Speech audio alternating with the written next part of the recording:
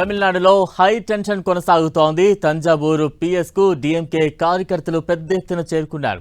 తమ నేత ఉదయనిధి స్టాలిన్ను వెంటనే రిలీజ్ చేయాలంటూ నినాదాలు చేపట్టారు.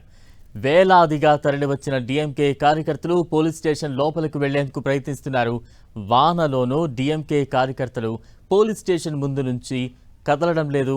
ప్రభుత్వానికి పోలీసులకు వ్యతిరేకంగా పెద్ద ఎత్తున ఆందోళన చేస్తున్నారు. దీంతో అక్కడ తీవ్ర ఉద్రిక్తత నెలకొంది.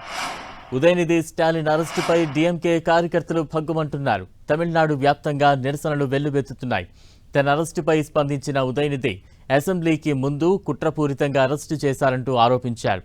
తన అరెస్ట్ పెద్ద జోక్ అంటూ ఉదయనిధి చెబుతున్నారు.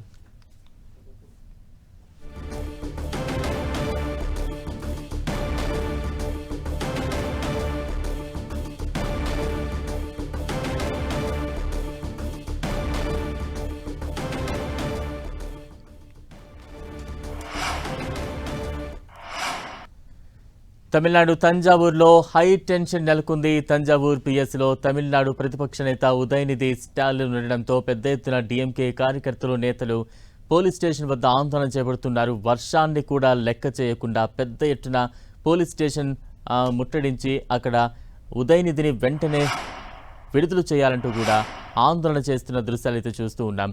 విజయ్ త్రిషపై చేసిన కామెంట్స్లో భాగంగా ఉదయనిధిని పోలీసులు అదుపులోకి తీసుకున్నారు, విచారణ చేపట్టారు.